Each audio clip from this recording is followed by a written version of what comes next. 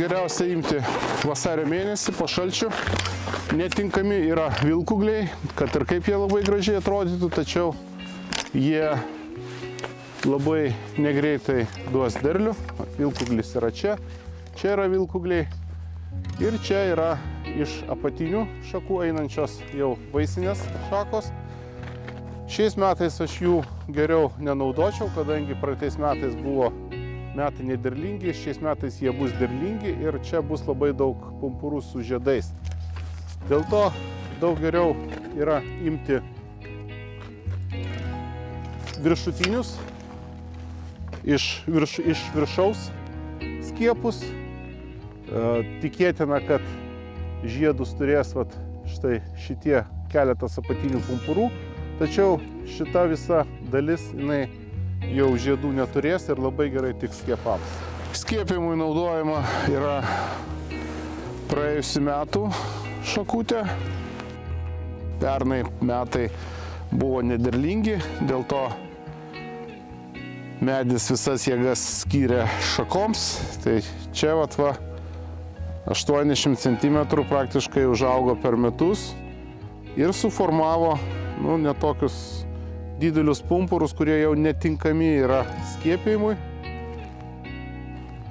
Skiepijimui tinka šitas pumpuras, čia jau greičiausiai bus net ir su žiedais pumpuras, dėl to jį tikrai neverta laikyti.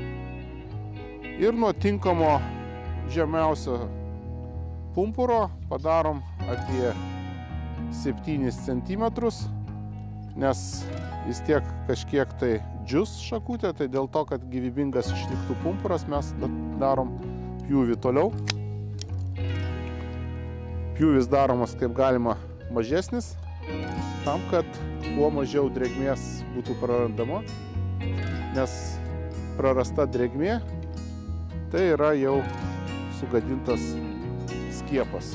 Skiepo nuopjova tepama sodo tepalu. Verta nepagailėti, užtepti, kad neliktų jokių žaizdelių, pro kurias gali skverbtis į išorę drėgmė iš skiepo. Ir skiepus sudėsim ir suveršim su stikeriu, ant kurio yra užrašyta veislė. Užrašom su grafitiniu pieštuku ir dėsime į celofaninį maišą ir į rūsį iki gegužės mėnesio.